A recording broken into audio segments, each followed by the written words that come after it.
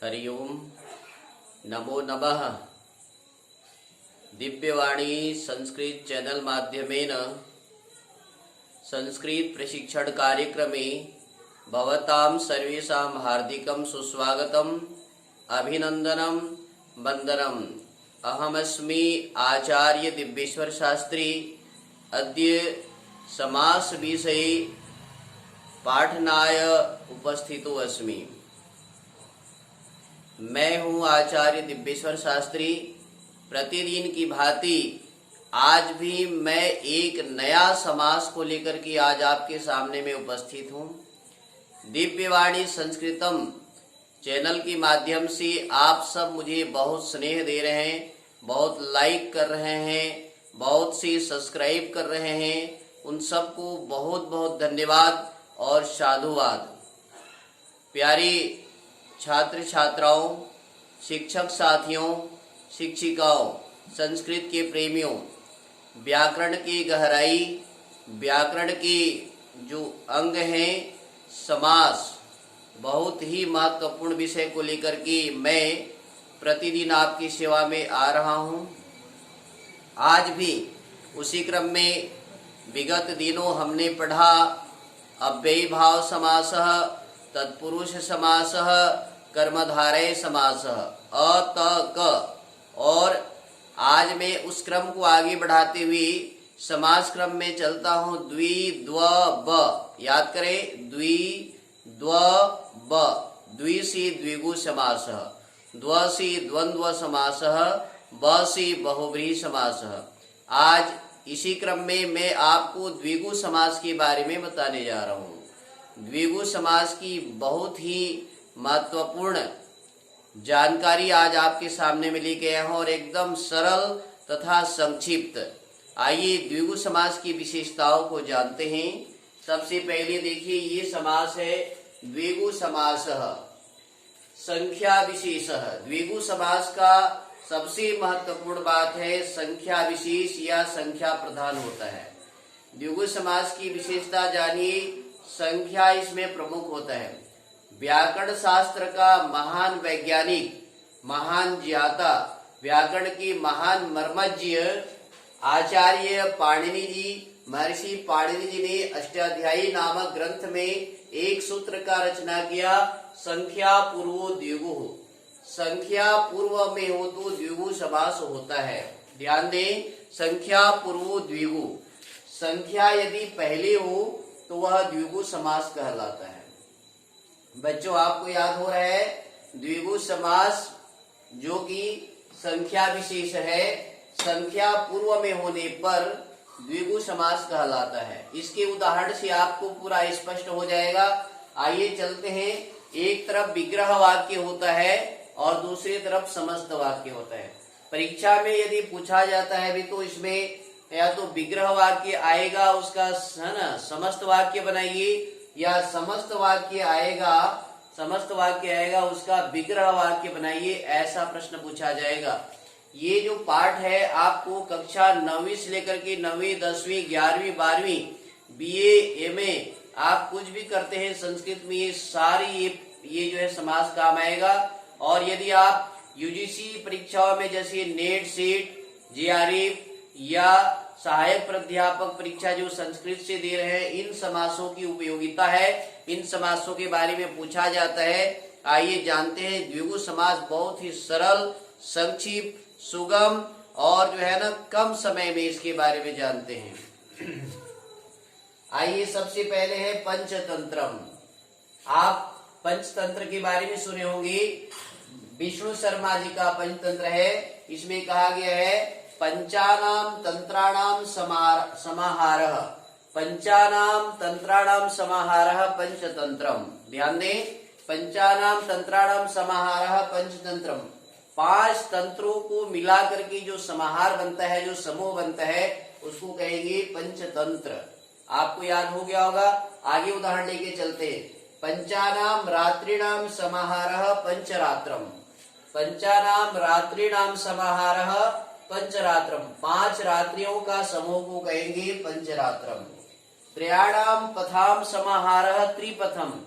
3 पथों का, 3 रास्ता, तीन रास्ताओं का जो समूह होगा उसको कहेंगे त्रिपथम। त्रयाणाम लोकानाम समाहारः त्रिलोकम। तीन लोकों का समूह को कहेंगे त्रिलोकम। आप इसके विग्रह वाक्य और समस्त वाक्य को समझ रहे होंगे। इसी प्रकार से त्रयाणाम लोकानाम समाहारः त्रिलोकम, त्रिलोकी। त्रयाणाम मुखानाम समाहारः त्रिमुखम। तीन मुखों का समाहार, तीन मुख का समाहार को कहेंगे त्रिमुखम। त्रयाणाम नेत्राणाम समाहारः त्रिनेत्रम। ध्यान दे रहे हैं, त्रयाणाम पथाम समाहारः त्रिपथम। जैसे हुआ है वैसे ही त्रिभुवनम, त्रिनेत्रम, त्रिपथम, त्रिलोकम, त्रिलोकी। इस प्रकार से आप जो है द्विगु समास के बारे में जाने। आगे और आपको सरल और संक्षिप्त में बता रहा हूं। जैसे ये देखिए पंचवटी, पंचानाम वटानाम समाहारः पंचवटी। पंचवटी में सीता राम लक्ष्मण आदि का निवास था, आपने सुना होगा। पंचानाम ग्रामाणाम समाहारः पंचग्रामम। पांच गांव के समूह कहेंगे पंचग्रामम। पंचानाम मूलानाम समाहारः पंचमूलम। और है चतुर्णाम युगानाम समाहारः चतुर्युगम। चतुर्णाम चार युग होते हैं, सतयुग, द्वापर युग, त्रेता युग, कली युग। इस प्रकार से आपने सुना होगा चार युग के बारे में। तो चतुर्णाम युगानाम समाहारः चतुर्युगम। चतुर्णाम आश्रमाणाम, चार आश्रम होते हैं, ध्यान दें, चार आश्रम, ब्रह्मचर्य आश्रम, गृहस्थ आश्रम, संन्यास आश्रम और वानप्रस्थ आश्रम। ब्रह्मचर्य, गृहस्थ, वानप्रस्थ, संन्यास ये क्रम है। पहला ब्रह्मचर्य आश्रम, दूसरा है गृहस्थ आश्रम, तीसरा है वानप्रस्थ और चार नंबर है चतुर्थ जो है ना संन्यास आश्रम। तो चतुर्णाम आश्रमाणाम समाहारः चतुराश्रमम। इस प्रकार से बनेगा। चतुर्णाम युगानाम समाहारः चतुर्युगम। चतुर्णाम वर्णानाम, चार वर्ण होते हैं, ध्यान दें, गुण कर्म स्वभाव के आधार पर चार वर्ण होते हैं। कौन कौन से होते हैं जी? ब्राह्मण, क्षत्रिय, वैश्य, शूद्र। ध्यान दें, ब्राह्मण, क्षत्रिय, वैश्य और शूद्र, ये चार वर्ण का जो समूह है उसको कहेंगे चतुर्वर्णम। चतुर्नाम वर्णानाम समाहारः चतुर्वर्णम। चार वर्ग होते हैं, ध्यान देंगे, धर्म, अर्थ, काम, मोक्ष, ये चार वर्ग है, इसको चतुर्वर्गम कहेंगे। चतुर्णाम वर्गाणाम समाहारः चतुर्वर्गम। आपको समझ में आ रहा होगा। चतुर्णाम वर्गाणाम समाहारः चतुर्वर्गम। चतुर्वर्ग क्या है जी? धर्म, अर्थ, काम, मोक्ष, ये चार वर्ग है, चतुर्फल प्राप्ति बोलते हैं। इस प्रकार से आप जान सकते हैं चतुर्णाम फलानाम समाहारः चतुर्फलम। चतुर्णाम पुष्पाणाम समाहारः चतुर्पुष्पम। चार फूलों का समूह को कहेंगे चतुर्पुष्पम। चार फलों के समूह कहेंगे चतुर्फलम। इसी बात ही पंचानाम फलानाम समाहारः पंचफलम। पंचानाम पुष्पाणाम समाहारः पंचपुष्पम। पंचानाम पुस्तकानाम समाहारः पंचपुस्तकम। पंचतंत्रम, पंचपात्रम, पंचलोकम, पंचरात्रि। इस प्रकार से जानिए बंधु, शिक्षक साथियों, शिक्षिकाओं, बहनों, समास संक्षेपेण कथनम समासः, है ना, संक्षिप्त में कहना समास कहलाता है। और ये द्विगु समास जबरदस्त है। महर्षि पाणिनि जी ने तो चमत्कार कर दिया सूत्र बना करके, संख्या पूर्व द्विगु। यदि परीक्षा में चाहे कहीं पर भी आप किसी भी शास्त्र में, किसी भी साहित्य में, किसी भी ग्रंथ में आप संख्या पूर्व शब्द देखेंगे और लंबा शब्द जो है ना छोटा होकर के समस्त होकर के बना रहेगा, तो जानिएगा कि यह द्विगु समास के अंतर्गत में है। तो आज आपको समझ में आ गया द्विगु समासः संख्या विशेषः। द्विगु समास की विशेषता है संख्या विशेष।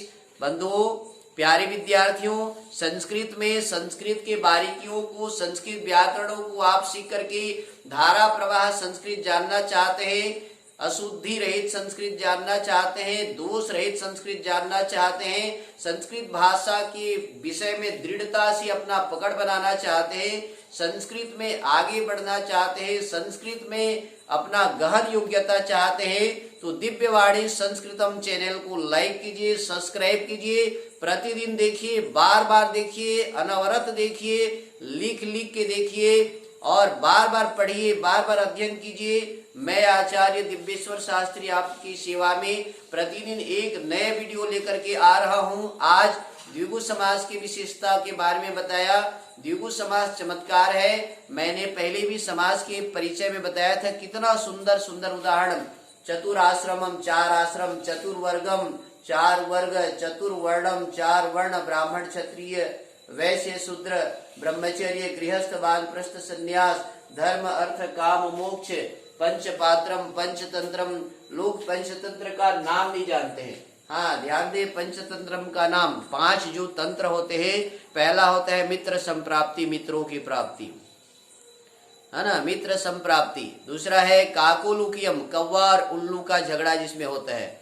तीसरा है ना, आप देख रहे हैं पंचतंत्र का नाम सूर है, ध्यान सुनिए। पहला है मित्र संप्राप्ति, दूसरा है काकोलुकियम, तीसरा है अपरिचित कारकम, चौथा है मित्र भेद और पांचवा है लब्ध प्रणाशकम। ये 5 तंत्र हैं। ये 5 तंत्र के रचनाकार है आचार्य विष्णु शर्मा। फिर से ध्यान दें, मित्र संप्राप्ति, काकोलुकियम, अपरिचित कारकम अर्थात बिना परीक्षा किए हुए कोई भी कार्य नहीं करना चाहिए। मित्र भेद, मित्रों में भेद उत्पन्न कर देना। और अगला है लब्ध प्रणाशकम, पाया हुआ चीज को खो देना। है ना, विद्वान आचार्य विष्णु शर्मा के पंचतंत्र को पढ़िए। उस पंचतंत्र का उदाहरण मैंने सबसे पहला लिया है, पंचानाम तंत्राणाम समाहारः पंचतंत्रम। बंधु, दिव्यवाणी संस्कृतम चैनल के माध्यम से आप समास को सीख रहे हैं, बहुत सारे विषय को सीख रहे हैं। इसमें आप जो है ना, संधि, समास, प्रत्यय, तद्धित प्रत्यय, कृत प्रत्यय, सर्वनाम शब्द और धातु रूप, शब्द रूप, परस्मैपद, आत्मनेपद, वर्णोच्चारण, लिंग, वर्णोच्चारणम, लिंगम, वचनम, पुरुषः, विभक्ति, कारकम, सब चीज को सीख सकते हैं। दिव्यवाणी संस्कृतम चैनल आपके लिए वरदान सिद्ध हो सकता है। संस्कृत सीखने वाले, संस्कृत बोलने वाले, संस्कृत लिखने वाले, संस्कृत में रुचि रखने वाले बालों के लिए वरदान है। आप 100 में 100 नंबर ला सकते हैं। व्याकरण की बारीकियों को जान जाएंगे। वाच्य परिवर्तन जो है, वाच्य परिवर्तन देखें दिव्यवाणी संस्कृतम में। विभक्ति का ज्ञान देखिए, संख्याओं के बारे में देखिए, कारकों के बारे में देखिए, विभक्ति के बारे में देखिए। इसी के साथ में आप सबको बहुशः धन्यवाद देते हुए, अनेक सह साधुवाद देते हुए, मैं आचार्य दिव्येश्वर शास्त्री पुनः पुनः आप सबको नमन, वंदन और अभिनंदन करते हुए प्रतिदिन दिव्यवाणी संस्कृतम से जुड़े रहें और नए नए पाठों को सीखते रहें। इन्हीं शुभकामनाओं के साथ कहना चाहता हूँ, पुनर्मिलामः, पुनर्पठामः, पुनर्हसामः। जयतु भारतम, जयतु संस्कृतम, जयतु संस्कृतम। धन्यवादः।